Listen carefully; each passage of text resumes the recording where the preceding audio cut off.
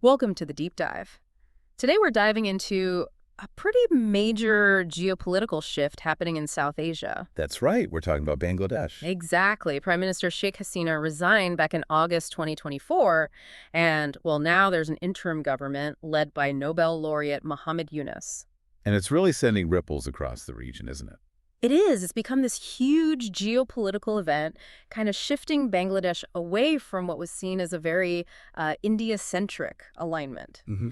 So our mission today is to unpack how the key players, India, the US, China, the UN, regional neighbors, how they're all reacting and, adjusting their strategies. It's a fascinating situation, especially looking at India. For years under Hasina, it was often called the golden age for India-Bangladesh relations. Right. Strong security cooperation, tackling militants. Exactly. But now, Yeah. now you hear terms like nervous diplomacy being used to describe India's position. Okay. Nervous diplomacy. Let's get into that. So officially, India says it supports a stable Bangladesh.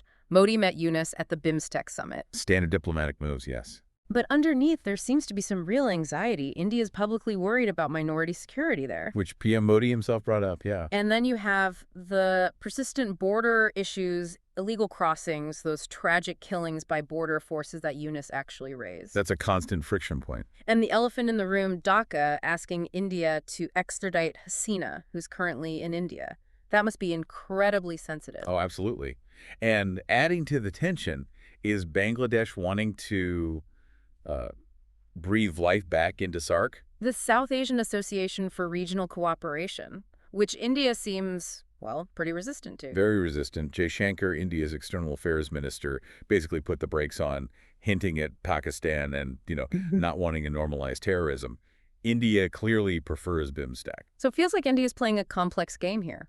Definitely multi-pronged. High-level meetings, yes, but also quiet diplomacy, a kind of wait and see. And they're even reaching out to the opposition BNP. I saw the Indian High Commissioner met their general secretary. That's right. Hedging their bets, perhaps. While still pushing forward with development cooperation, it's all about managing their interests now. Okay, let's widen the lens. U.S.-China competition.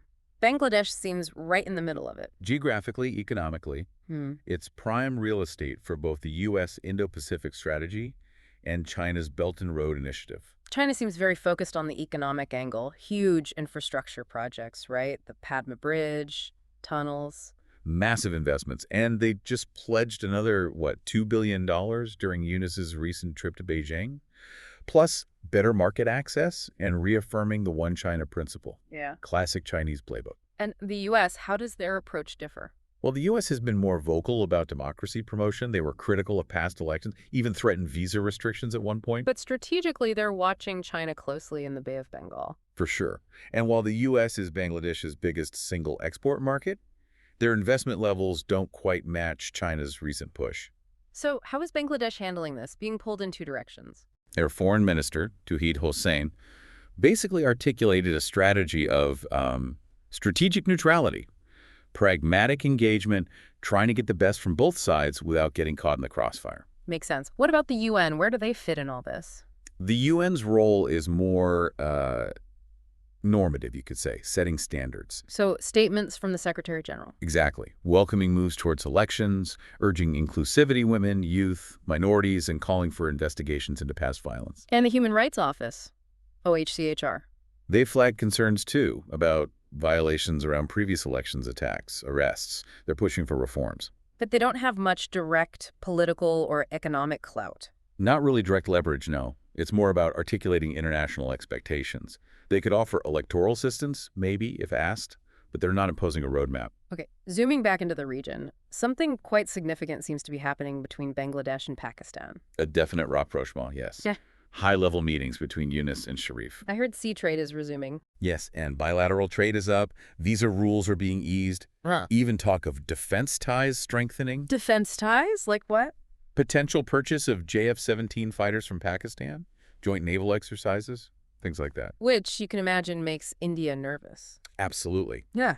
It feeds into concerns about diminished influence, maybe a resurgence of anti-India elements, feeling strategically encircled. Especially with Bangladesh pushing SARC again, trying to bring Pakistan back into that regional fold. Which undermines India's preferred platform, BIMSTEC, and challenges India's efforts to isolate Pakistan regionally.